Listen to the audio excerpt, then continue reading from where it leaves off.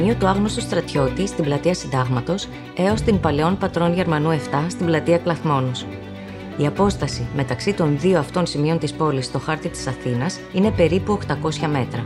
Στην επαγγελματική σταδιοδρομία του αρχιτέκτονα Εμμανουήλ Λαζαρίδη, η απόσταση αυτή είναι 30 χρόνια. Γεννημένος στην Κωνσταντινούπολη το 1894, ο Λαζαρίδης σπούδασε στην École Nationale Supérieure des Beaux-Arts στο Παρίσι.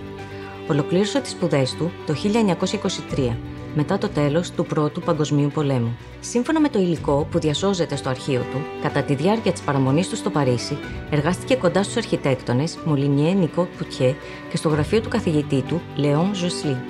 Ο Λαζαρίδης, φανερά επηρεασμένος από τις σπουδές του αλλά και τα διεθνή κινήματα της εποχής, διαμόρφωσε ένα προσωπικό, εκλεκτιστικό ύφος.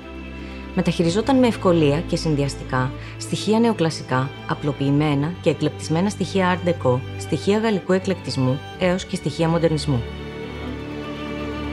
Κατά το πρώτο διάστημα μετά την επιστροφή του στην Ελλάδα, απασχολήθηκε ως προϊστάμενος τεχνικών υπηρεσιών στο Δήμο Αθηναίων.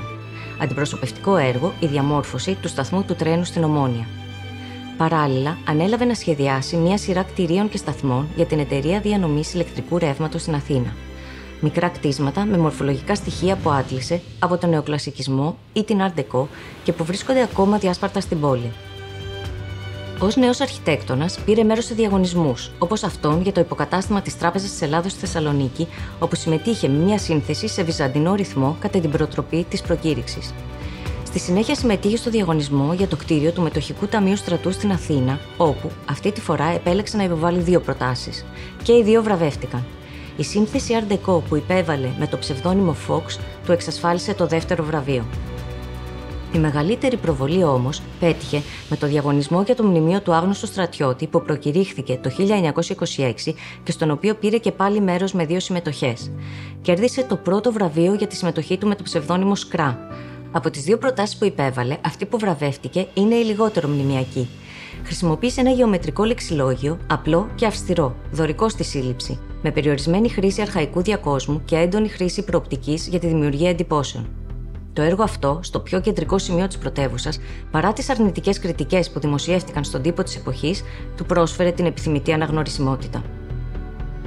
Έχοντας ευχέρεια στην αρχιτεκτονική σύνθεση και ικανότητα στο σχεδιασμό, χρησιμοποίησε με αυτοπεποίθηση έναν πλούτο διακοσμητικών λεπτομεριών. Οι μελέτες και τα έργα του αποπνέουν μια εμφανή σιγουριά στις δυνατότητές του. Σταδιακά, αναδείχθηκε σε έναν από τους αγαπημένους αρχιτέκτονες της αστικής και ανώτερης αστικής τάξης. Πλήθος αναθέσεων ακολούθησαν. Άλλες υλοποιήθηκαν, άλλες όχι. Σχεδίασε και έκτισε κυρίως κατοικίες, μικρότερες ή μεγαλύτερες, μονοκατοικίες και πολυκατοικίες, σε αστικές περιοχές ή σε προάστια, αλλά και εκτός Αθηνών. Του ανατέθηκαν και έργα δημόσιου χαρακτήρα, όπως κτίρια γραφείων, τράπεζες, σχολεία, νοσοκομεία, εργοστάσια, ξενοδοχεία, ιερή ναοί και ταφικά μνημεία.